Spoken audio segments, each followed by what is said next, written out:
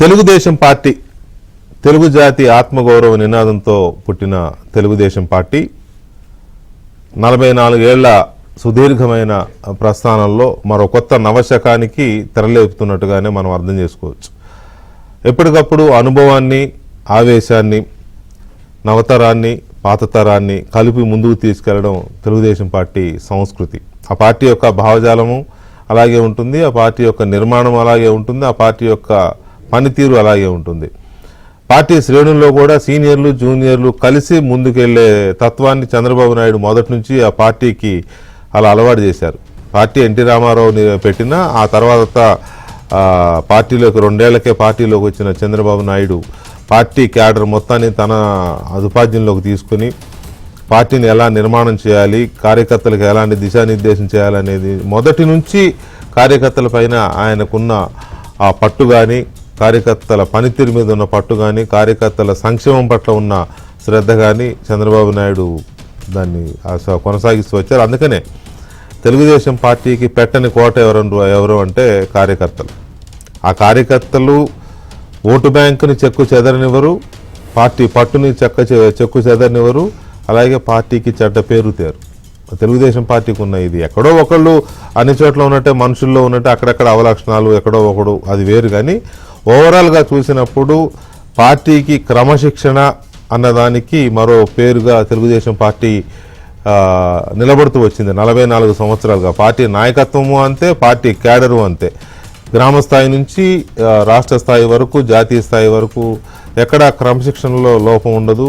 Party ఏదైనా పిలుపునిస్తే, party ఏదైనా కార్యక్రమం చేపడితే దాన్ని ముందుకు తీసుకెళ్లడమే తమ లక్ష్యంగా. అదేంటో ఒక టాస్క్ లాగా తీసుకుంటారు వాళ్ళు. ఏదో ఒళ్ళు దాచుకుందాం మనకెందుకుని అనుకోరు. పార్టీ నాయకత్వం చంద్రబాబు నాయుడు వాళ్ళు పని చేయండి అని ఏదైనా పిలిపిస్తే అదేదో స్కూల్ పిల్లలకి టీచర్ ఏదైనా పని చెప్తే ఎలాగైతే వెళ్ళిపోతారో అలా ఒక తమ సొంత పనిలాగా నిమగ్నం అయిపోతారు. అదో విచిత్రమైన ఇదే ఉంటుంది. మరి అంత ఇది తెలుగుదేశం పార్టీలో ఎలా వచ్చింది అంటే నో డౌట్ అది చంద్రబాబు నాయుడు తీర్చిదిద్దిన క్రమశిక్షణ, ఆ పట్టుదల, నో డౌట్. అయితే ఇప్పుడు ఇది మళ్ళీ చెప్పుకోవాల్సిన సందర్భం ఎందుకు వచ్చిందంటే గడిచిన 10 సంవత్సరాలుగా కార్యకర్తలకు సంబంధించిన ప్రతి వ్యవహారాన్ని చూస్తున్నది లోకేష్. పార్టీ కార్యకర్తలకు ఇన్సూరెన్స్ ఇవ్వాలనే దాన్ని మొదలుపెట్టి అక్కడి నుంచి వాళ్ళకు సంబంధించిన ఏ చిన్న ఇది వచ్చినా కార్యకర్తలకు సంబంధించిన ప్రతి వ్యవహారాన్ని లోకేష్ చూస్తూ వచ్చారు. అట్లా మెల్లమెల్లగా చాలా చాలా ప్లాన్డ్గా ఒక క్రమశిక్షణతో, ఒక రకమైన పట్టుదలతో, చాలా శ్రద్ధగా కార్యకర్తల్ని తాను దగ్గరికి చేసుకుంటూ కార్యకర్తలకు తాను దగ్గరే లోకేష్. ఇదంతా చంద్రబాబు నాయుడు గారి దర్శకత్వంలో జరిగిన ఒక ఇది. అంటే ఒక నాయకుడుగా ఎస్టాబ్లిష్ అవ్వాలంటే ముందు కార్యకర్తలకు చేరువవ్వాలి, కార్యకర్తల గుండెల్లో చోటు సంపాదించుకోవాలి. ఏదో తండ్రి నాయకుడు కాబట్టి కొడుకు నాయకుడు అయిపోవచ్చు అంటే అయిపోవచ్చు. ఎందుకంటే అది ప్రాంతీయ పార్టీలు కాబట్టి అయిపోవచ్చు, అది పెద్ద విషయం కాదు. కానీ యాక్సెప్టెన్సీ కావాలి, కార్యకర్తల యాక్సెప్టెన్సీ కావాలి, కార్యకర్తల ద్వారా ప్రజల ఆమోదం కావాలి. అది తీసుకోవడం కోసం లోకేష్ని చాలా చాలా ప్లాన్డ్గా చంద్రబాబు నాయుడు ఒక నాయకుడిగా తీర్చిదిద్దారు. ఆషామాషిగా చంద్రబాబు నాయుడు కొడుకు కాబట్టి లోకేష్ అక్కడికి రాలేదు. సో ఇవాళ మెల్లమెల్లగా పార్టీ కార్యకర్త స్థాయి నుంచి ఎమ్మెల్యేగా పోటీ చేసి ఓడిపోయినా కూడా సహజంగా ఓడిపోరు. అలాగని ఓటమిని ప్రెస్టీజ్గా తీసుకోవాలి, లేకపోతే ఓటమిని గెలుపుకు మెట్టుగా తీసుకోవాలి. కానీ ఓడిపోయాం కదా అని కాళ్ళు చేతులు ముడుచుకుని ఇంట్లో పడుకోకూడదు. నాది పోరాట పట్టుమ ఉన్న నాయకుడి లక్షణం కాదు. అందుకని మంగళగిరిలో ఎమ్మెల్యేగా ఓడిపోయినా కూడా మళ్ళీ అక్కడే, ఎందుకంటే తెలుగుదేశం పార్టీ పుట్టిన తర్వాత ఒక్కసారి కూడా గెలవని మంగళగిరి నియోజకవర్గంలో గెలవాలనే ఒక పట్టుదలతో ఫస్ట్ టైం ఓడిపోయినా సెకండ్ టైం గెలిచి చూపించాడు. ఇక భవిష్యత్తులో అక్కడ ఎవడు గెలిచే పరిస్థితి కూడా లేదు. అట్లా అయిపోయింది ఆ నియోజకవర్గం. సో ఓకే, సో ఇలాంటి మొత్తం ఆంధ్రప్రదేశ్ రాష్ట్రం మొత్తంలో లోకేష్ ఆ చివరి నుంచి ఈ చివరకు, ఇచ్చాపురం నుంచి హిందూపురం వరకు మొత్తం లోకేష్ తన ముద్ర వేయగలిగాడు. ప్రతి నియోజకవర్గంలో ప్రతి నాయకుడిని, ప్రతి క్రియాశీల కార్యకర్త పేరుని గుర్తుపెట్టుకుని మాట్లాడగలిగే స్థాయికి ఆయన వెళ్ళారు. తన చుట్టూ ఉండే యంత్రాంగాన్ని ఆయన నిర్మించుకున్నారు, అందులో డౌట్ లేదు. ఏ స్థాయిలో అంటే ట్విట్టర్లో ఒక సమస్యని ఎవరైనా దృష్టి తీసుకెళ్తే వెంటనే లోకేష్ ఆఫీస్ వెంటనే దాన్ని అడ్రస్ చేసే స్థాయికి వెళ్ళిపోయింది వ్యవస్థ. అలాంటి లోకేష్ ఇప్పటి వరకు పార్టీలో జాతీయ ప్రధాన కార్యదర్శిగా ఉన్న లోకేష్ ఇవాళ పార్టీ కొత్త కమిటీని ప్రకటించింది. ఆ కొత్త కమిటీలో 185 మందితో ప్రకటించిన కొత్త కమిటీలో తెలుగుదేశం పార్టీ జాతీయ కార్యనిర్వాహక అధ్యక్షుడు, వర్కింగ్ ప్రెసిడెంట్ అంటే సెకండ్ ఇన్ కమాండ్ ఇంకంతే. ఇంక దీనికి మించిన రెండు నేను చెప్పడానికి ఏం లేదేమో. ఆయనే ఇప్పుడు సర్వ సైన్యాధ్యక్షుడు, ఆయనే అధ్యక్షుడు చంద్రబాబు నాయుడు అయినా సైన్యాధ్యక్షుడు ఇక లోకేష్. ఇది దేనికి ఇండికేషన్ అంటే దాన్ని ప్రత్యేకించి చెప్పనవసరంలా. ఎప్పటి నుంచో లోకేష్ ముఖ్యమంత్రి ఎప్పుడు, లేకపోతే లోకేష్ నెక్స్ట్ బాధ్యతలు ఏంటి, ఇలాంటి రకరకాల చర్చలన్నిటికీ ఇది ఒక ఇండికేషన్. ఏదో ఆంధ్రప్రదేశ్ రాష్ట్ర శాఖకి వర్కింగ్ ప్రెసిడెంట్ కాదు, జాతీయ వర్కింగ్ ప్రెసిడెంట్ అంటే పార్టీ మొత్తానికే వర్కింగ్ ప్రెసిడెంట్. సో దీని నుంచి ఎన్ని రకాలు ఆలోచించుకోవాలంటే అన్ని రకాలుగా ఆలోచించుకోవచ్చు. అలాగే పార్టీకి సంబంధించిన మిగతా కమిటీల్లో కూడా ఆ ముద్ర అంటే యువతరం ముద్ర చాలా స్పష్టంగా కనపడుతుంది. ఒక్క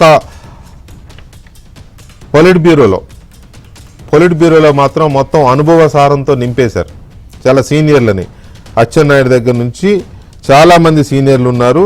సీనియర్లతో పాటుగా ఇప్పుడు హోంమంత్రి అనిత, ఇంకో మంత్రి గుమ్మడి సంధ్యారాణి, గంటాడి శ్రీదేవి, ఇలాంటి వాళ్ళతో కూడా మహిళా కోటా ఉండాలి, అన్ని సామాజిక వర్గాల సమీకరణ ఉండాలి,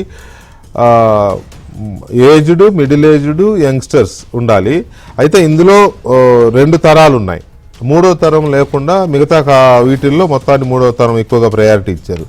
వీటితో పాటు జాతీయ ప్రధాన కార్యదర్శులుగా కూడా యంగ్స్టర్స్ని నింపారు.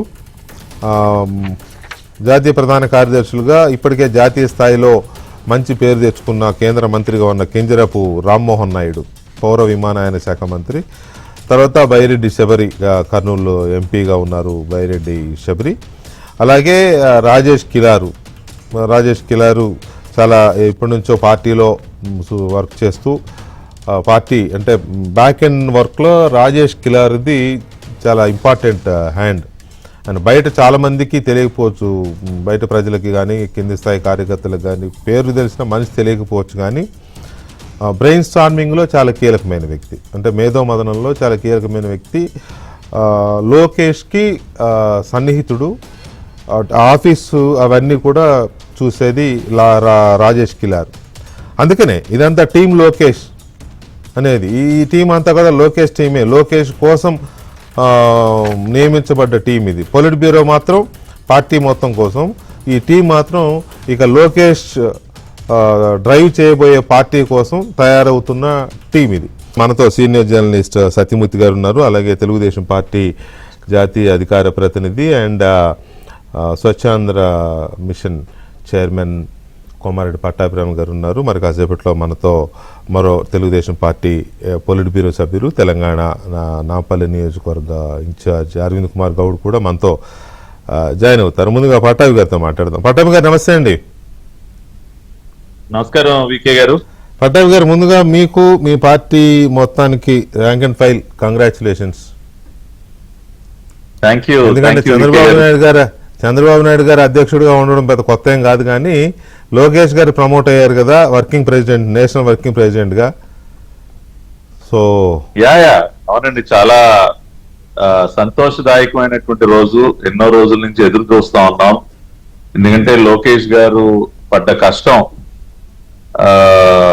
2019-24 మధ్య, ముఖ్యంగా పార్టీ కష్టంలో ఉన్నప్పుడు ఆయన చూపించినటువంటి తెగువ, పోరాట పటిమ, యువగళ పాదయాత్ర రథసారథిగా ఆయన పార్టీకి ఒక నూతన ఉత్తేజాన్ని ఇచ్చినటువంటి అంశం కానివ్వండి, చంద్రబాబు నాయుడు గారిని అక్రమంగా 53 రోజుల పాటు అరెస్ట్ చేసి జైల్లో ఉంచినప్పుడు ఆయన చూపించినటువంటి ఆ పార్టీకి అందించినటువంటి ఆ నాయకత్వం కానివ్వండి, ఇవన్నీ కూడా అంటే ఆయన చేసినటువంటి సేవలకి గుర్తింపుగా ఖచ్చితంగా మొన్న కడపలో జరిగినటువంటి మహానాడు సందర్భంగానే ఆయన్ని జాతీయ కార్యనిర్వాహక అధ్యక్షుడిగా ప్రకటిస్తారని మేము అందరం చాలా ఆశపడ్డాం.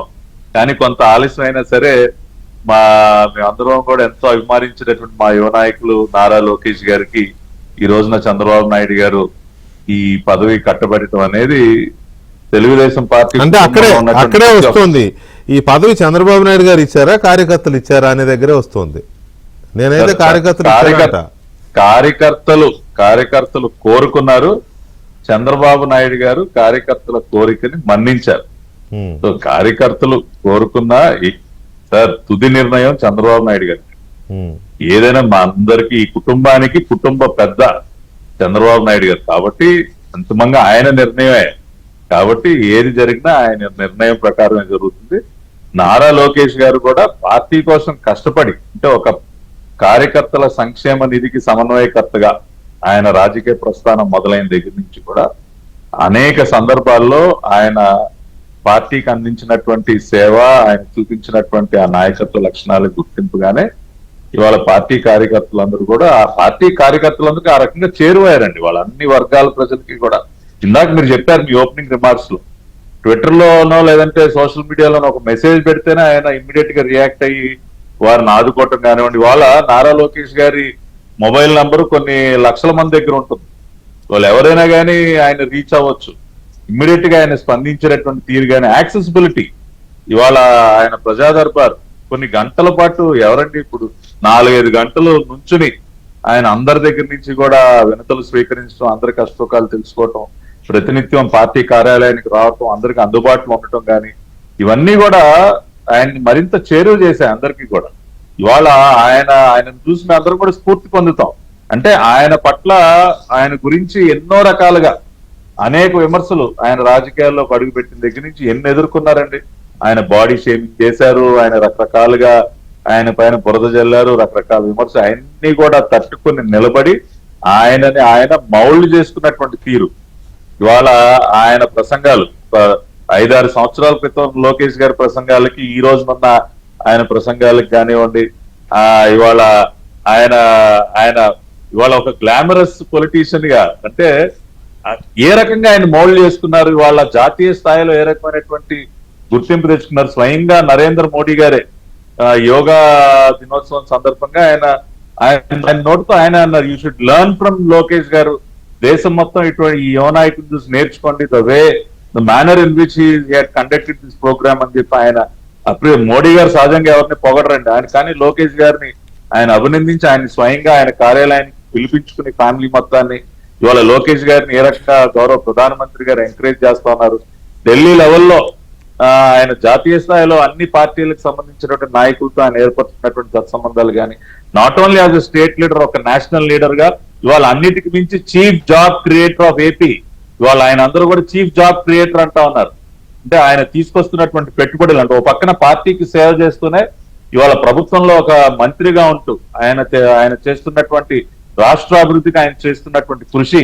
కాబట్టి ఓవరాల్ గా మీరు ఏ డైమెన్షన్ లో చూసినా ఇవాళ లోకేష్ గారు ఇవాళ జాతీయ కార్యనిర్వాహక అధ్యక్షుడిగా ఎన్నిక కాబట్టం ఆయన నిజంగా కూడా వీఆర్ ఆల్ ఎక్స్ట్రీమ్లీ హ్యాపీ. హృదయపూర్వకంగా మన డిబేట్ ద్వారా లోకేష్ గారికి నా అభినందనలు, శుభాకాంక్షలు తెలియజేస్తా ఉన్నాను. ఆయన నాయకత్వంలో మేమందరం కూడా పనిచేయటం నిజంగా మా అదృష్టం. అంటే చంద్రబాబు నాయుడు ఇప్పటి వరకు చంద్రబాబు గారి నాయకత్వంలో పనిచేసిన శ్రేణులు మీలాంటి వాళ్ళు, మీ జూనియర్లు, మీకంటే టాప్ సీనియర్స్ కూడా చంద్రబాబు గారి నాయకత్వంలో పనిచేశారు కదా. లోకేష్ గారి నాయకత్వం ఎలా ఉండొచ్చు? ఎందుకంటే టెక్నాలజీ ఎలాగైతే మారుతూ ఉంటుందో at the same time politics కూడా అలాగే డైనమిక్గా మారుతూ ఉన్నాయి, చాలా డైనమిక్గా ఉన్నాయి ఇవాళ పాలిటిక్స్. ఎక్కడ కన్సాలిడేట్ లేదా ఎక్కడ సాలిడ్గా మారట్లా, ఎక్కడ చూసినా ఫ్లూయిడ్గానే కనపడుతున్నాయి పాలిటిక్స్. ఎప్పుడు ఏం జరుగుతుందో తెలియదు, అలా ప్రవహిస్తూ ఉంటాయి నదుల్లాగా. ఎవడు ఏ పార్టీలో ఉంటాడో ఎక్కువ రోజులు తెలియని పరిస్థితి కదా. ఈ మారిన ఈ పరిస్థితుల్లో లోకేష్ గారి నాయకత్వం ఎలా ఉండొచ్చు మీకు? లోకేష్ గారి నాయకత్వం ఏ విధంగా ఉంటుందని చెప్పడానికి నేను ఒక 2 ఉదాహరణలు చెప్తా విజయ్ గారు. కడప మహానాడి ముందు మమ్మల్ని అందరినీ పిలిచారు ఒకసారి. లోకేష్ గారు వారి ఇంటికి పిలిస్తే మేము అందరం వెళ్ళాం. 10 మంది నాయకులు, సీనియర్ నాయకులు ఉన్నారు, నా లాంటి యంగ్స్టర్స్ ఉన్నారు, అందరం వెళ్ళి కూర్చున్నాం. కూర్చుంటే ఆ రోజున చర్చ ఏంటంటే పార్టీకి సంబంధించి మనం అంటే అన్న నందమూరి తారక రామారావు పార్టీ స్థాపించిన సమయంలో మనం మౌలికంగా కొన్ని సిద్ధాంతాలని ఏర్పాటు చేసుకున్నాం.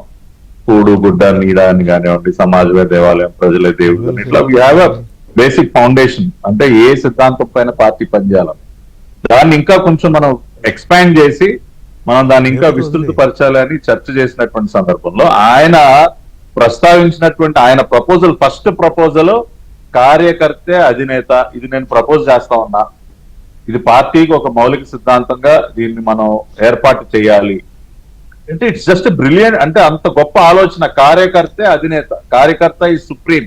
ఆయన ఆ రోజు ఆయన మాట చెప్తూ ఇది కేవలం మాటగానే కాదు, భవిష్యత్తులో మనం చేతల్లో చేసి చూపించాలి అని చెప్పి ఆయన చెప్పటమే కాకుండా ఆచరణలో పెట్టారు. ఈ రోజు మొన్న పార్టీ ఆవిర్భావ దినోత్సవం రోజున వేదిక పైన ఆయన కార్యకర్తలను కూర్చోబెట్టారు. అదే విధంగా ఈ రోజున పాలిట్ బ్యూరో లిస్టు చూడండి వికే గారు.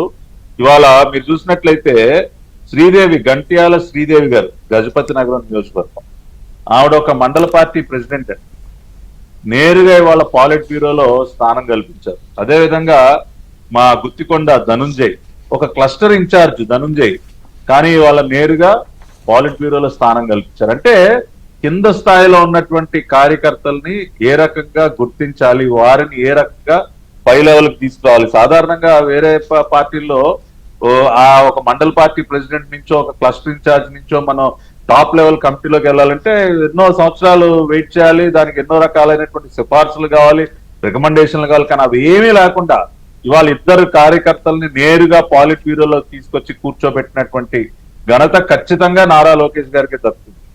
ఎందుకంటే నేను ప్రత్యక్ష సాక్షి. ఆ రోజు జరిగినటువంటి చర్చకి ఆయన అన్న మాటలు ఇప్పటికీ కూడా నాకు గుర్తున్నాయి. ఆచరణలో పెట్టి చూపిస్తానని ఆ రోజు చెప్పారు, వాళ్ళ ఆచరణలో పెట్టి చూపిస్తా ఉన్నారు.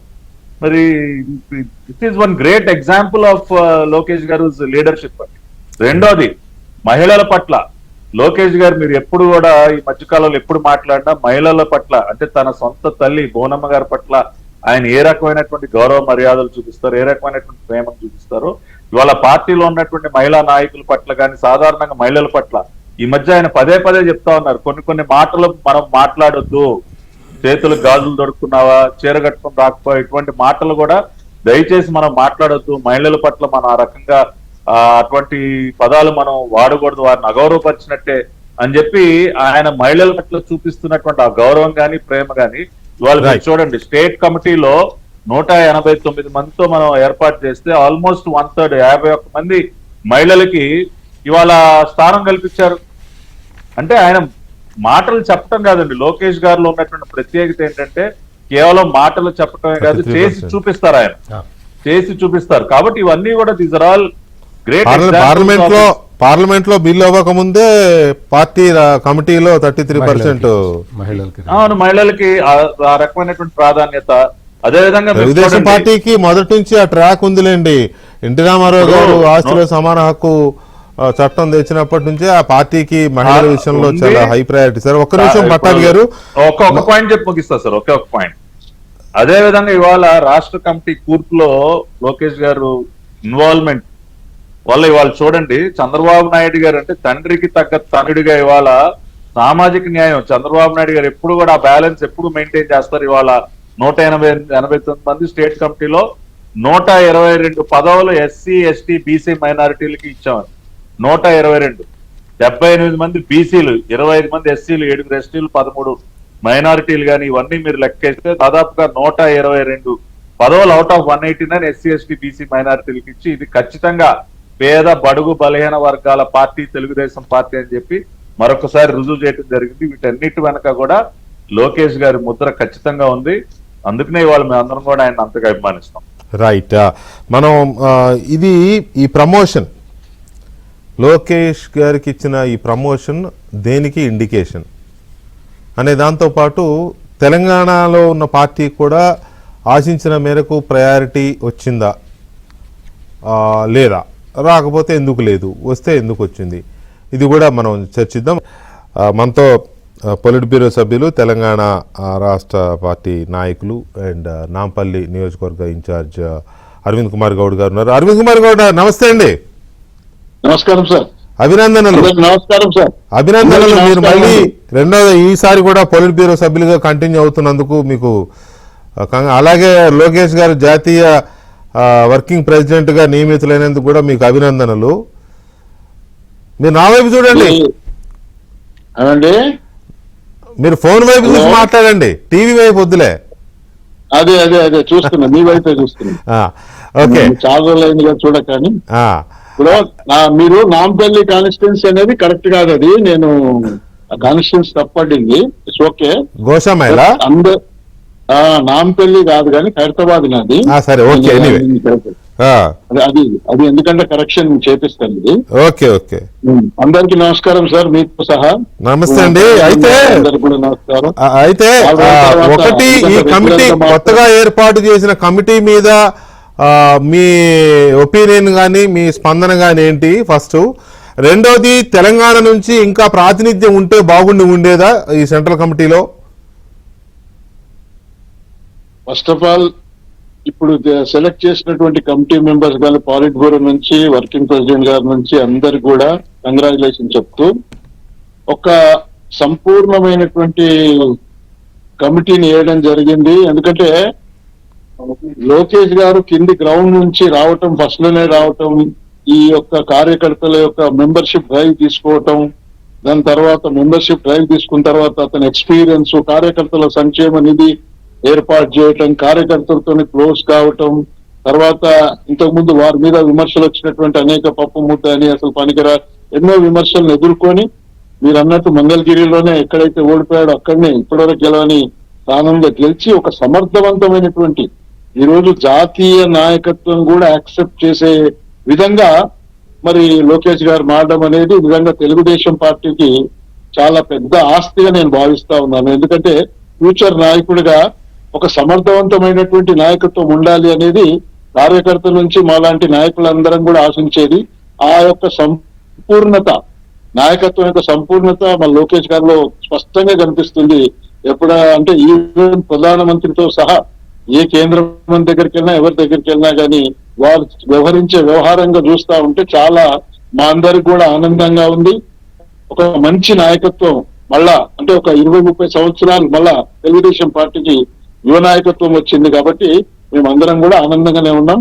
దాంట్లో ఎవరికి కూడా ఇప్పుడు సామాజిక న్యాయం అనేది మా మూల సిద్ధాంతం కాబట్టి ఆ సిద్ధాంతం ప్రకారం కమిటీ వచ్చింది, కొత్త పాత సమ్మేళనం వచ్చింది, యువత కూడా ముందుకు రావాల్సిన అవసరం ఉండింది.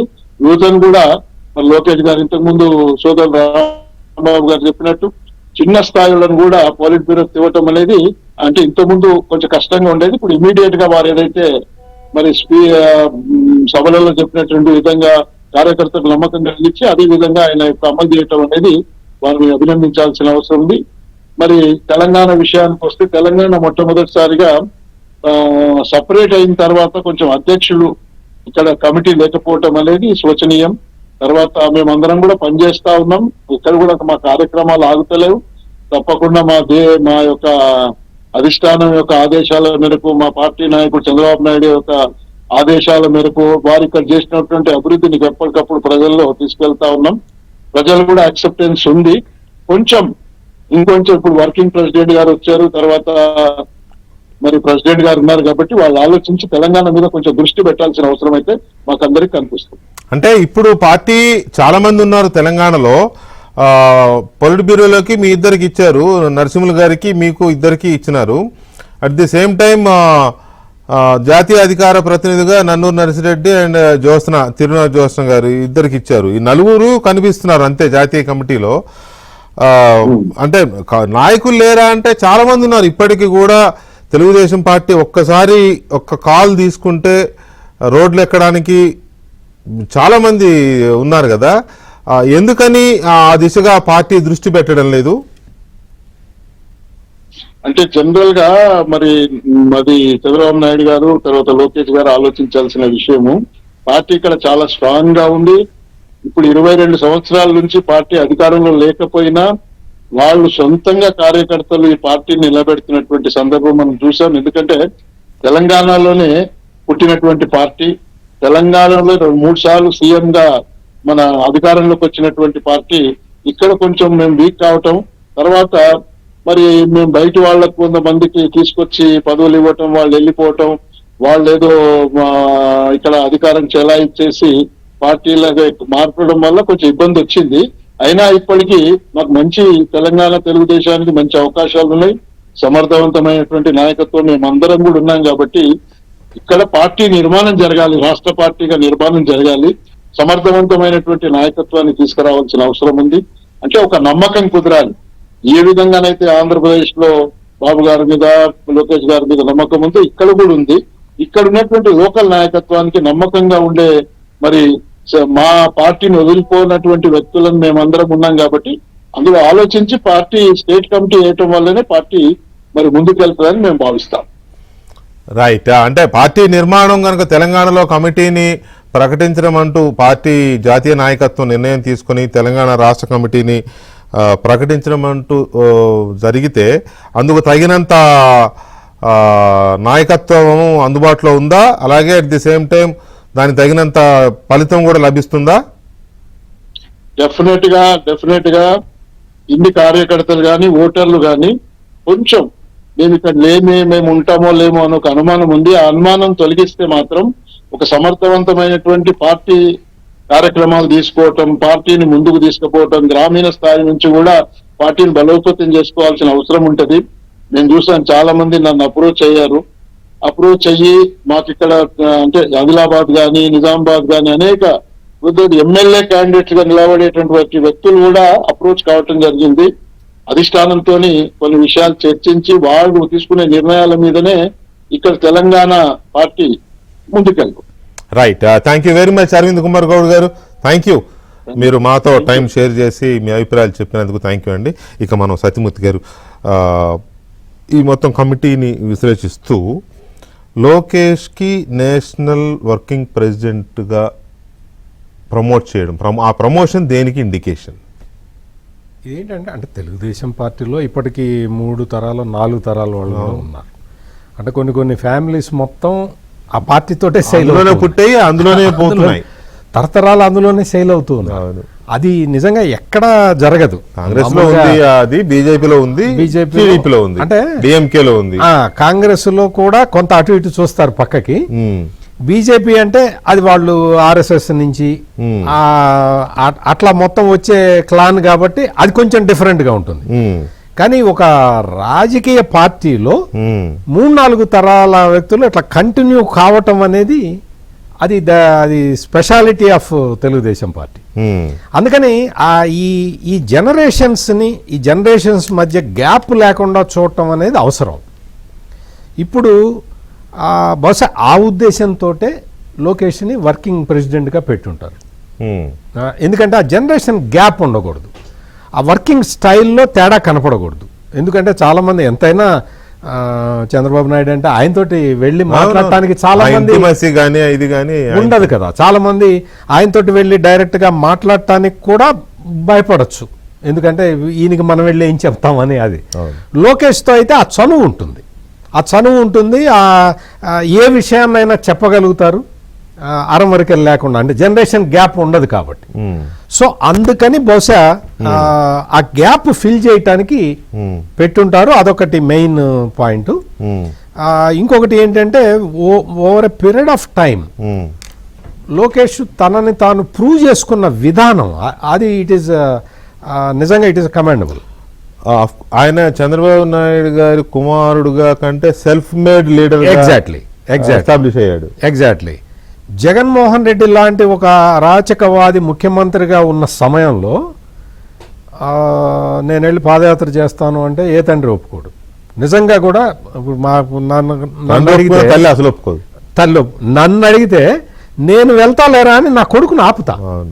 ఎందుకు అంటే నాకు కొంచెం అనుభవం ఉంది, నాకు ఇది ఉన్నది, నేను వెళ్తాలే నువ్వు వద్దులే అని ఏ తండ్రి అయినా చెప్తాడు. అది అటువంటిది చంద్రబాబు నాయుడు ఆశీర్వదించిపో, నీకు ఎక్స్పోజర్ అంటే నీకు ఇప్పుడు ఎదురు దెబ్బలు తినకుండా వజ్రం అవ్వదు కదా రాయి అనే ఉద్దేశంతో ఎన్ని దెబ్బలు తింటేనో బంగారం అట్లా అవుతుంది. కాబట్టి చంద్రబాబు నాయుడు విషయం తెలుసు కాబట్టి గో హెడ్ అన్న దెబ్బలు తగులుతాయి.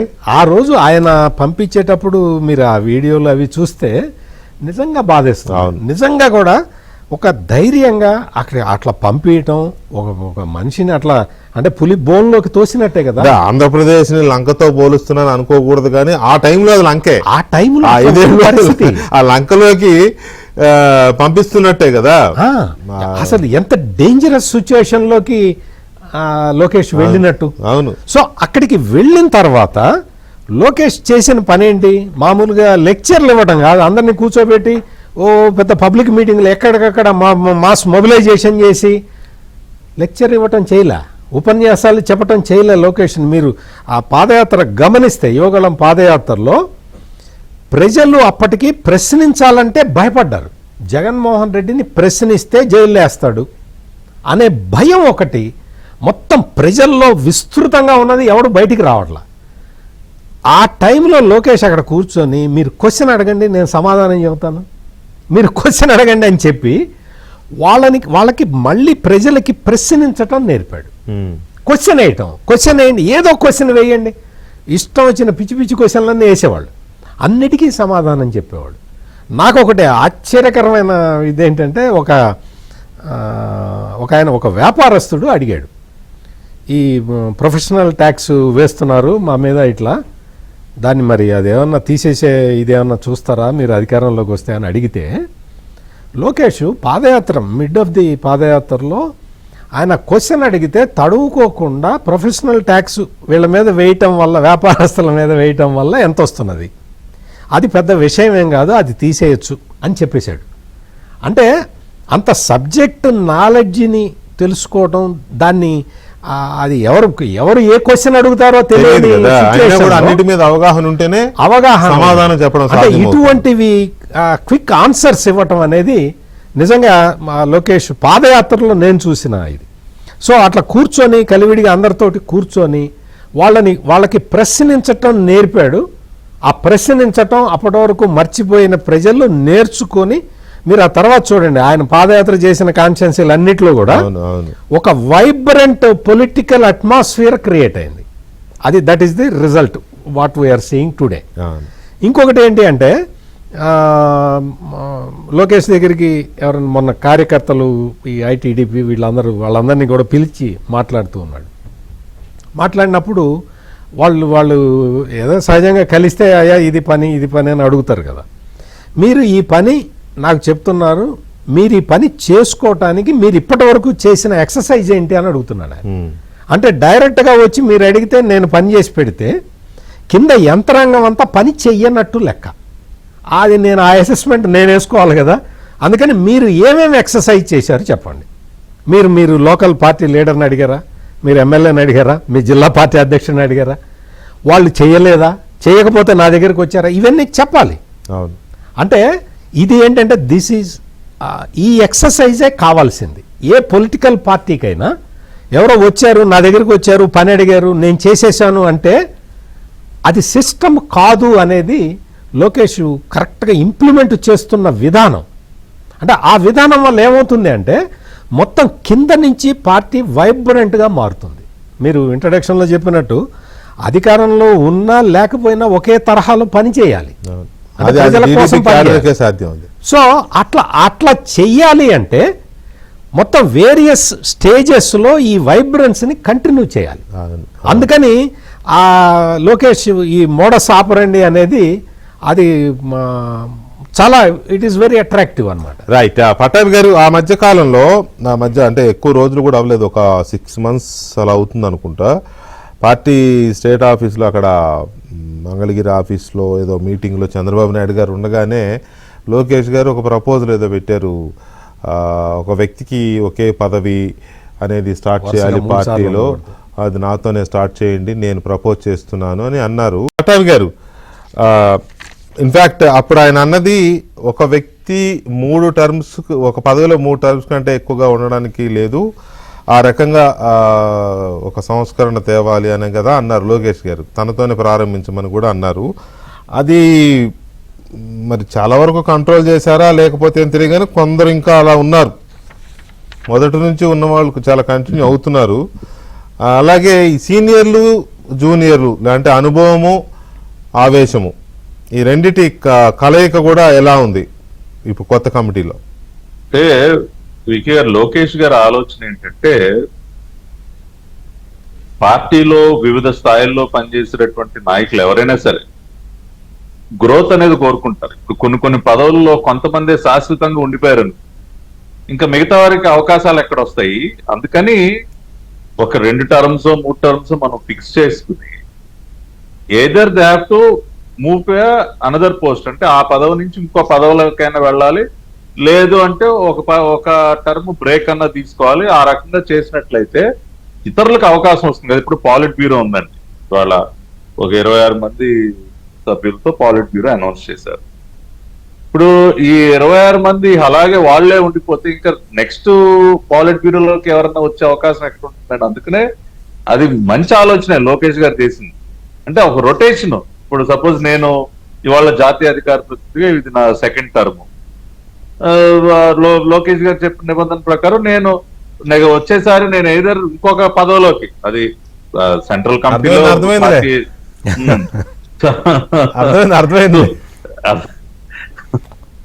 నేను ఫలానా అని చెప్పట్లేదు ఏమి కూడా. పార్టీ ఏ పదవి నిర్ణయిస్తే ఆ పదవిలో మూవ్ అవ్వాల్సి ఉంటుంది. సో ఆ రకంగా అన్ని ఇప్పుడు చాలా మందికి ఆశ ఉండొచ్చు కదా, నేను కూడా నేషనల్ స్పోక్స్ పర్సన్, నా టాలెంట్ ఉన్న చాలా మంది ఉన్నారు పార్టీలో. కాబట్టి అందరికీ సమాన అవకాశాలు దక్కాలని ఒక మంచి ఆలోచనతోనే ఆయన ప్రపోజల్ పెట్టారు. ఈసారి కొంతవరకు ఆయన అమలు చేసే ప్రయత్నం చేశారు. ఇంకా ఫ్యూచర్ లో అది ఇంకా బాగా అమలు అవుతుంది. ఎందుకంటే ఇప్పుడు అదే విధంగా ఇందాక మీరు చెప్పినటువంటి 2వ ప్రస్తావన, సీనియర్స్ జూనియర్స్ అంటే యంగ్ జనరేషన్ అండ్ సీనియర్స్ ఇద్దరు కాంబినేషన్ కూడా ఇప్పుడు పాలిట్ బ్యూరోలో ఇప్పుడు గవర్నమెంట్ సీనియర్స్ జూనియర్స్ అని మాత్రమే కాదు, ఇక్కడ విచిత్రమైన పరిస్థితి ఏంటంటే 3 తరాల సమ్మేళనం అవుతుంది. అవునండి, 3 తరాలు. బుచ్చయ్య చౌదరి గారు ఉన్నారండి, ఆయన పార్టీ స్థాపించిన దగ్గర నుంచి అన్నగారితో కలిసి వ్యక్తి. మరి ఆయన యొక్క ఇంకా ఆ సేవల అవసరం పాలిట్ బ్యూరోలో అని ఆయన్ని కొనసాగించారు. అదేవిధంగా మా వర్ల రామయ్య గారు ఉన్నారు, సీనియర్ దళిత నాయకులు. అదేవిధంగా జ్యోతుల్ నెహ్రూ గారు కానీ ఇటువంటి సీనియర్స్ అందరినీ కూడా కొనసాగిస్తూనే రెండో పక్కన మా ఉండి రామరాజు గారు, మేమందరం కలిసి తిరుగుతూ ఉంటాం. మా రామరాజు గారికి సోదరుడికి పాలిట్ బ్యూరోలో స్థానం కల్పించారు. మా జిల్లా ఉమ్మడి కృష్ణా జిల్లా కొల్లు రవీంద్ర గారు, ఆయనకి పాలిట్ బ్యూరోలో స్థానం కల్పించారు. అంటే బోత్ సీనియర్స్ అండ్ యంగ్స్టర్స్, అంటే ఆ కలయిక బ్యాలెన్స్, అంటే వీళ్ళ పాలిట్ బ్యూరోలో ఉన్నటువంటి యంగ్స్టర్స్ అందరూ కూడా సీనియర్స్ నుంచి ఎంతో కొంత వాళ్ళు గెయిన్ చేసి ఆ రకంగా ఇంకా పార్టీకి 30-40 ఏళ్లు సేవ చేయాలన్న ఆలోచనతో ఆ mix of both seniors and youngsters ను కూడా పెట్టడం జరిగింది. అదేవిధంగా పార్టీ కోసం తెగించి పనిచేసినటువంటి అనేక మంది నాయకులు కూడా రాష్ట్ర కమిటీలో స్థానం కల్పించారు. ఉదాహరణకి మా కళ్యాణి గారు ఉన్నారు, మహిళ. ఆ రోజున ఆవిడని ఎంత దారుణంగా ఆవిడని బెడ్రూమ్ లో కూడా వెళ్ళి తీసుకెళ్లి అరెస్ట్ చేసి దాదాపు 10 రోజులు ఆవిడని నిర్బంధించారు అక్రమంగా. ఇవాళ కళ్యాణి గారిని స్టేట్ కమిటీలోకి తీసుకుని ఆవిడకి తగిన ప్రాధాన్యత ఇవ్వడం జరిగింది. అదేవిధంగా మా విజయవాడలో మా షేక్ ఆశా గారు, ఆవిడ అసలు ఎన్నో పోరాటాలు చేసినటువంటి ఒక మహిళా నేత, ఆవిడని రాష్ట్ర కమిటీలో ఆవిడకి అవకాశం ఇచ్చారు. అట్లా అనేక మంది, అంటే పార్టీ కష్టంలో ఉన్నప్పుడు ఎవరైతే పనిచేశారో, తెగించి పోరాడారో అటువంటి వారందరికి కూడా స్థానం కల్పించడం జరిగింది. అదేవిధంగా రమ్య గారు, సోషల్ మీడియాలో ఎంతో యాక్టివ్గా ఉండేటటువంటి రమ్య గారికి స్టేట్ కమిటీలో స్థానం కల్పించడం. చాలా మంది, అంటే పని చేసినటువంటి పనికి గుర్తింపు లభిస్తుంది ఖచ్చితంగా తెలుగుదేశం పార్టీలో. ఎటువంటి సిఫార్సులు లేకుండా, ఎటువంటి పైరులు ఇటువంటివి ఏమీ లేకుండా పదవి లభిస్తుంది అంటానికి ఇవన్నీ కూడా ఉదాహరణలు అండి. యాక్సెస్ కి సంబంధించి అంటే రీచ్ అవడం, నాయకుడిని కలవాలి అని చేసే ప్రయత్నం కానీ, లేకపోతే వీటికి సంబంధించి చంద్రబాబు నాయుడు గారితో యాక్సెస్ ఈజీగా ఉంటుందా, లోకేష్ గారితో యాక్సెస్ ఈజీగా ఉంటుందా? ఇది కొంతమంది అంటారు లోకేష్ గారి దగ్గర ఉండే ఆ చుట్టూ ఉండే వాళ్ళు అంత తొందరగా కలవనివ్వరని, ఇట్లాంటి ఏదో ఒక చర్చ ఉంది బయట. అదేం లేదండి, దట్ ఈస్ నాట్ కరెక్ట్ అండి. Hmm. చంద్రబాబు నాయుడు గారు ఎంత యాక్సెస్ఫుల్, లోకేష్ గారు కూడా అంతే యాక్సెస్ఫుల్. ఇప్పుడు పార్టీ కార్యాలయం నిన్న కూడా ఆయన పార్టీ ఆఫీస్ లో ఉన్నారు, చక్కగా వచ్చిన వాళ్ళందరినీ కలుస్తా ఉన్నారు. ఎవరైనా సరే ఇప్పుడు సరే ఆయన ఏదైనా మీటింగ్స్ లో ఉన్నప్పుడు ఏదన్నా కొంచెం, ఇప్పుడు ప్రజా దర్బార్ ఎన్ని ఆ స్థాయిలో ఉన్న నాయకుడు వచ్చిన ప్రతి వాళ్ళని ప్రతి నిమిషం కలవాలంటే సాధ్యం కాదు కదా వాళ్ళ పనులు ఉంటాయి. బట్ హీస్ ట్రైంగ్ ఇస్, ఇప్పుడు ప్రజా దర్బార్ అండి, ప్రజా Darbar is a live example. ఎవరికి ఎటువంటి రెస్ట్రిక్షన్స్ లేవే, లోకేష్ గారిని ఎవరైనా వెళ్ళి కలవచ్చు. వాళ్ళు ఎంతమంది కలుస్తా ఉన్నారు లోకేష్ గారిని, కొన్ని వేల మంది వెళ్ళి ఆయన్ని ఇప్పుడు ఆ అవకాశం ఆయన చంద్రబాబు నాయుడు గారి దగ్గరికి ఏ విధంగా అయితే మేము చనువుగా ఫ్రీగా వెళ్ళొచ్చు, అదే రకంగా లోకేష్ గారి దగ్గర కూడా అటువంటి యాక్సెస్ ఏముంది. ఏదో కొంతమంది ఏదో రెస్ట్రిక్ట్ చేస్తారు, ఇవన్నీ కూడా అది కరెక్ట్ కాదండి. Both the leaders are very accessible. ఇవాళ పార్టీ కార్యకర్తలు ఏదైతే కోరుకున్నారో పార్టీ కార్యాలయంలో నాయకులు అందుబాటులో ఉండి ఇవాళ వాళ్ళు యాక్సెసిబుల్ ఉండటమే కాదండి. మొన్న లోకేష్ గారు ఒక దాదాపు 10 మందికి షోకాజ్ నోటీసులు ఇప్పించారు.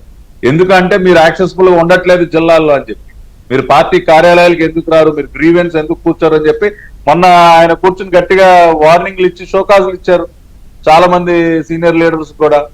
కాబట్టి ఆయన ఉండటమే కాకుండా అందుబాటులో ప్రతి ఒక్క నాయకుడు, అది జిల్లా పార్టీ ఆఫీస్ లోనే ఎమ్మెల్యేలా ఎంపీలా ఎవరికి వారు ప్రతి ఒక్కరు కూడా ప్రతినిత్యం ప్రజలకు అందుబాటులో ఉండాలని చెప్పడమే కాకుండా ట్రాక్ చేస్తా ఉన్నారు ఎవరెవరు అందుబాటులో ఉంటున్నారు, ఎవరెవరు ఉండట్లేదు అని చెప్పి. కాబట్టి ఆ యాక్సెసిబిలిటీ అనేది ఖచ్చితంగా ఇద్దరి దగ్గర ఉంది. ఆ సంస్కృతి పై స్థాయిలోనే కదా అన్ని స్థాయిల్లో కూడా అది ఉండాలి, ప్రజలకు ఎప్పుడు కూడా మన నిత్యం చేరువుగా ఉండాలని చెప్పి అది చెప్పడమే కాకుండా ఆచరణలో కూడా పెట్టి చూపిస్తా ఉన్నారు. కాబట్టి ఇవాళ ఒకటే చెప్తా ఉన్నాం, ఇవాళ రాష్ట్ర కమిటీ గాని కేంద్ర కమిటీ గాని పాలిట్ బ్యూరో గాని ఇవాళ ఈ కూర్పు ఏదైతే ఉందో అదంతా చూసిన తర్వాత అందరూ కూడా చాలా సంతోషిస్తా ఉన్నారు. ఇవాళ ఎంతో మంది అసలు ఊహించలేదు. ఇప్పుడు మొన్నటి వరకు మనకి మన అప్సన్ రాజేష్ గారు ఆయన వాళ్ళ రాష్ట్ర అధికార ప్రతినిధిగా తీసుకున్నారు. నాకు తెలిసి అప్సన్ రాజేష్ గారు వెళ్ళి ఎప్పుడు నాకు పదవి ఉండని అడిగినటువంటి పరిస్థితి నేను ఎప్పుడు చూడాలి. ఆయన అడిగే వ్యక్తి కూడా కాదు, ఆయన నాకు ఇది ఇవ్వండి అని అడిగే వ్యక్తి కూడా కాదు రాజేష్ గారు. వాళ్ళు ఆయన్ని నేరుగా రాష్ట్ర కమిటీలో స్టేట్ అఫీషియల్ స్పోక్స్ పర్సన్ గా అపాయింట్ చేయడం జరిగింది. సో ఇవన్నీ ఏంటంటే దిస్ ఆర్ ఆల్ మోటివేట్, చాలా మందిని మోటివేట్ చేస్తాయండి.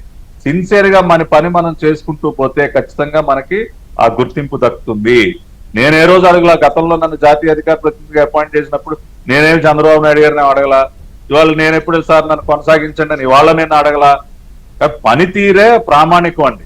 మొన్న దాదాపు 10 మంది కానీ ఈ అధికార ప్రతినిధుల విషయంలో ఒకటి నేను అంటే సీనియర్ జర్నలిస్ట్ అనుకోండి, లేకపోతే రెగ్యులర్గా డిబేట్ చేస్తున్న ఒక జర్నలిస్ట్గా చెప్తున్నాను నేను, మీ పార్టీ అధికార ప్రతినిధుల్లో కనీసం ఫోన్ ఎత్తనోళ్ళు, డిబేట్లకు రానోళ్ళు, లేకపోతే ప్రెస్ మీట్లు పెట్టినోళ్ళు, జర్నలిస్టులకి మీడియాకు అందుబాటులో లేని వాళ్ళు కూడా జాతీయ అధికార ప్రతినిధి. నేను పేరు కూడా చెప్తాను, ఉదాహరణకు మీ నన్నూరు నరసిరెడ్డి ఉన్నాడు, ఫోన్ కూడా ఎత్తాడు ఆయన జాతీయ అధికార ప్రతినిధి. ఇట్లాంటి వాళ్ళు చాలా మంది ఉన్నారు. సగం మంది లిస్ట్ ఇవ్వమంటే ఇస్తాను నేను. మేము డిబేట్ అనుకుంటే వాళ్ళ టాపిక్ ఏదని అనుకుంటే మేము ఏళ్ల మీద లెక్క పెట్టుకోవచ్చు ఎవరిని పిలవాలని. లిస్టు చూస్తేనేమో 30 మంది 40 మంది ఉంటారు. ఇలా అధికార ప్రతినిధులు వీళ్ళని పెట్టుకుంటే ఎలా వాళ్ళు పార్టీ వాయిస్ ముందుకు తీసుకెళ్తారు? ఏదో పోస్ట్ తీసుకోవడం తప్ప. ఈ మధ్య మా నర్సిరెడ్డి అన్న ఎక్కువగా తిరుమలలో స్వామివారి సేవలో ఉంటాం. ఈ తిరుపతిలో ఈ మధ్య ఉంటున్నారు. వద్దులేండి, వద్దు కానీ సమర్థంలో వద్దు మీకంటే ముందు కానీ ఇక్కడ వ్యక్తిగతంగా ఎగ్జాంపుల్ కోసం చెప్పాను నేను. నాకు అతని విషయంలో ఎప్పటి నుంచో ఉంది కాబట్టి తెలుసు కాబట్టి చెప్తున్నా. పాపం చాలా సేవ చేస్తారు పార్టీ. ఇటువంటి ఉన్నా కూడా చిన్న చిన్న ఏమన్నా ఖచ్చితంగా స్పోక్స్ పర్సన్స్ అందరూ కూడా మీరు అన్నట్టు తప్పనిసరిగా స్పోక్స్ పర్సన్ బాధ్యత అది కదా. మీడియాకు అందుబాటులో ఉండాలి, చర్చా కార్యక్రమాల్లో పాల్గొనటం, మీలాంటి జర్నలిస్ట్ అందుబాటులో ఉండడం. నాకు తెలిసి చంద్రబాబు నాయుడు గారు, లోకేష్ గారు కొన్ని వందల సార్లు చెప్పారు, అధికార ప్రతినిధులైనా ఎమ్మెల్యేలైనా పార్టీ కార్యవర్గంలో ఉన్న వాళ్ళు ఎవరైనా సరే ఎప్పుడు మీడియాకు అందుబాటులో ఉండాలి, డిబేట్లకు వాటికి వెళ్ళి పార్టీ వాణిని బలంగా వినిపించాలి అని. ఏదో 30 మంది పట్టుమని 10 మంది ఉంటారేమో అట్లా వెళ్ళేవాళ్ళు. అది కొంచెం సర్దుకుంటే మంచిది. ఖచ్చితంగా అది స్ట్రీమ్ లైన్ చేస్తామని ఇప్పుడు కొత్త కమిటీలు ఎవరినైతే అపాయింట్ చేశారో వెళ్ళని వాళ్ళకి తీసేయండి అధికార ప్రతినిధి హోదా. ఎందుకంటే అంతే కదా. ఇప్పుడు మన చంద్రబాబు నాయుడు గారు నేనున్నప్పుడే చెప్పారు, అలంకారప్రాయంగా అధికార ప్రతినిధి పదవులు వద్దండి, ఎవరికైనా ఇంట్రెస్ట్ లే వాళ్ళు అందుబాటులో ఉండలేము అంటే వాలంటరీగా. ఒక విషయంలో ఇప్పుడు తెలంగాణలో పార్టీకి సంబంధించినంత వరకు ఎంతమంది వెళ్ళిపోయినా నర్సిరెడ్డి పార్టీని అంటిపెట్టుకుని అట్లే ఉన్నాడు, అంతవరకు అతన్ని అభినందించాల్సిందే. ఎంతమంది వెళ్ళిపోయినా ఉన్నాడు అంతవరకే. పార్టీ ఏదైనా మహానాడు అయితే వచ్చేసి అక్కడ పంచ నాలుగు కొట్టి అంతే, మళ్ళీ కనపడు, మళ్ళీ మహానాడు దాకా కనపడ్డు. సరే టీటీడీ మెంబర్షిప్ ఇచ్చారు, ఓకే గుడ్, ఈ డిజర్వ్స్ అనుకున్నాం ఆ రోజు కూడా. కానీ ఈ జాతీయ అధికార ప్రతినిధి పదవి ఇచ్చినాక నేనే ఒక 10 సార్లు ఫోన్ చేశాను తెలంగాణ ఇష్యూ మీద మాట్లాడతాడేమో, but he not even attending calls కూడా. అంటే అలాంటి వాళ్ళు ఇంకా ఉన్నారు 10 మంది, పేర్లు ఎందుకులే కానీ. రైట్, ఎనీవే ఇంకా వస్తారు, నర్సిరెడ్డి అన్న కూడా వస్తారు ఖచ్చితంగా మన చర్చ. రికమెండేషన్ వద్దులే కానీ రికమెండేషన్ ఏం కాదు. ఇప్పుడు సార్ మీరే అన్నారు కదా, ఎన్ని ఒడిదుడుకులు ఎదురైనా పార్టీని అంటి పెట్టుకున్నటువంటి నాయకుడు, మేమందరం ఎంతో ఇష్టపడతాం, చక్కగా ఎంతో కష్టపడి పనిచేస్తారు. సరే ఇటువంటిది ఏదైనా చిన్న లోపం ఉంటే అది ఖచ్చితంగా సరిదిద్దుకుందాం, అది నేనేమి కాదంట్లా, ఖచ్చితంగా దాన్ని కూడా మనం సెటరైట్ చేద్దాం. ఏదేమైనా ప్రోయాక్టివ్ గా ఉండాలి, క్రియాశీలకంగా ఉండాలి. అటువంటి వారికే పదవులు అన్నది చంద్రబాబు నాయుడు గారు, లోకేష్ గారు ఇంకో మాట కూడా అన్నారండి, ఇక్కడ ఇది అండర్లైన్ చేసుకోవాలి. ఎవరికైతే పదవులు వచ్చాయో ఒక 6-7 నెలల తర్వాత రివ్యూ చేస్తాం, పనిచేయని వాళ్ళని తీసేస్తాం అని కూడా చెప్పారు. కాబట్టి అది కూడా కొత్త స్టార్ట్ అయింది. ఏదో పదవి ఇచ్చారు కాబట్టి 2 ఏళ్ల వరకు మనం ఏదో ఇంకా తడిగొట్టేసి కూర్చోవచ్చు, మన ఇంట్లో మనం పడుకోవచ్చు అంటే కుదరదు.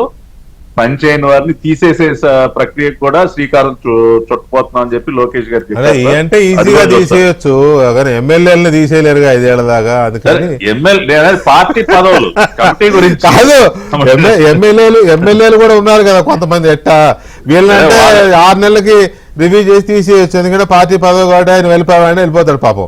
కానీ ఎమ్మెల్యేలు చేయలేరుగా, అలా భరించాలి. దానికే ఎమ్మెల్యేలకే షోకాజ్ నోటీసులు ఇచ్చి వార్నింగ్లు కూడా ఇచ్చారు. అదే సార్, షోకాజ్ నోటీస్ ఇచ్చారు, వార్నింగ్లు ఇచ్చారు, పార్టీ డిసిప్లినరీ కమిటీలు పిలుస్తున్నాయి, మాట్లాడుతున్నాయి, వార్నింగ్లు ఇస్తున్నాయి, అంతకు మించి ఏం చేయలేరుగా. ఇప్పుడు రాజ్యాంగం ఇప్పుడు చేయకపోయినా ఇప్పుడు డిసిప్లిన్ అనేది ఉండాలి పార్టీలో అన్నది, అది ఖచ్చితంగా చంద్రబాబు నాయుడు గారు అన్నగారి దగ్గర నుంచి ఏ డిసిప్లిన్ అనేది కంటిన్యూ అవుతుందో లోకేష్ గారు ఇంకా కఠినంగా కొన్ని విషయాలు చాలా కూడా అదే నా ఉద్దేశం కూడా అలాగే ఉండాలి. నా ఉద్దేశం కూడా ఏంటంటే పార్టీలో ఎప్పటి నుంచో ఉన్నవాళ్ళు ఏ పదవి ఇవ్వకపోయినా పార్టీ కోసం కష్టపడుతున్న వాళ్ళు చాలా మంది ఉన్నారు. పదవులు అందరికీ ఇవ్వలేరు కాబట్టి వాళ్ళ 185 మంది లిస్టు వచ్చింది. కానీ లక్షల మంది కార్యకర్తలు ఉన్నారు, వేల మంది సీనియర్ నాయకులు ఉన్నారు. ఓకే, కాబట్టి వీళ్ళు దాన్ని సద్వినియోగం చేసుకోవాలి, పార్టీ కోసం కష్టపడాలి. నేను నర్సిరెడ్డి పేరు కూడా ఎందుకు చెప్పాను అని అంటే, no doubt he deserves for any post. కానీ జాతీయ అధికార ప్రతినిధి అంటే ఏపీ విషయాలు కూడా మాట్లాడవచ్చు కదా, నేషనల్ టాపిక్స్ కూడా మాట్లాడవచ్చు కదా. ఎగ్జాంపుల్ కోసమే చెప్తున్నాను, నర్సిరెడ్డి నాకు మంచి మిత్రుడు, అందులో డౌటే లేదు. కాబట్టి మిగతా అధికార ప్రతినిధులు అందరూ కూడా మీలాగా, ఒక నీలాయపాలెం విజయ్ కుమార్ లాగా, లేకపోతే ఇంకా కొంతమంది ఎవరైతే ఎక్కువగా మీడియాలో ఉండి పార్టీ వాయిస్ వినిపిస్తారో అందరూ అలా ఉంటే అధికార ప్రతినిధి అనేదానికి ఒక వాల్యూ ఉంటది. లేకపోతే ఒక ఐడి కార్డ్ పనికొస్తుంది, అంత మించి ఏం లేదు. I agree with you completely sir. ఖచ్చితంగా ఆ రకమైనటువంటి డైరెక్షన్ ఇస్తాం. అటువంటి లేని వాళ్ళని తీసేసే పని కూడా చేస్తాం. నా వాళ్ళు తీసేసామని పేరు రాకెందుకులే, ఇది మీరు పోయే ముందు నా మీద బండేసిపోతారు ఏంటి సార్? లోకేష్ గారే చెప్తున్నారు 6-7 నెలల తర్వాత చూస్తాను. లోకేష్ గారి దృష్టికి వెళ్ళాలని నేను చెప్పింది కూడా ఇప్పుడు ఖచ్చితంగా వెళ్తుంది, అది దానిలో అనుమానమే లేదు.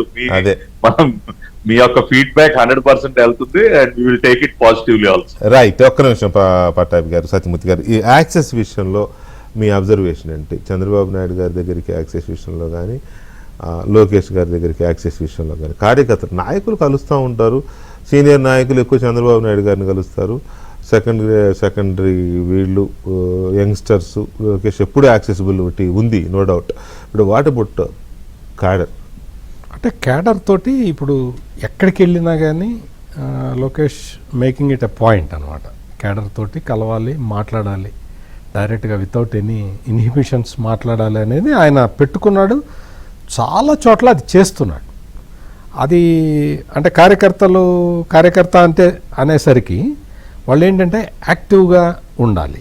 మెయిన్గా ఇంకా పట్టాభి గారు చూడాల్సిన ఇంకొక పాయింట్ కూడా ఉంది. పట్టాభి గారు ఆలోచించాల్సిన పాయింట్ ఏంటి అంటే, మొత్తం సోషల్ మీడియాలో ఆ విస్తృతి ఒక్కటే కొలబద్దగా పెట్టుకోవడం కూడా కరెక్ట్ కాదు. ఎందుకంటే పాపులర్ లీడర్స్ ఉంటారు, వాళ్ళు ఈ సోషల్ మీడియాలో ఉండకపోవచ్చు, అసలు సోషల్ కేవలం మీడియా క్రైటీరియా కానే కాదు. క్రైటీరియా కాకూడదు. కానీ మీకు ఫేస్బుక్ ఫాలోయర్స్ ఎంతమంది ఉన్నారు, లేకపోతే ఇన్స్టాగ్రామ్ ఫాలోయర్స్ ఎంతమంది ఉన్నారని చూసి అవును, ఆ ఒక్క క్రైటీరియాలో మీరు ఇదిగో వీడు పని చేస్తున్నాడు, వీడికి ఫాలోయర్లు లేరు కాబట్టి వీడు పని చేయటం లేదు అన్న క్రైటీరియా పెట్టుకుంటే మాత్రం అది ఖచ్చితంగా తప్పు అవుతుంది. పట్టాభి గారు మీరు లేదు సత్యమూర్తి గారు యువర్ రైట్. దాన్ని మాత్రం అది సెట్ చేసుకోవాలండి, అది సెట్ చేసుకోవటం.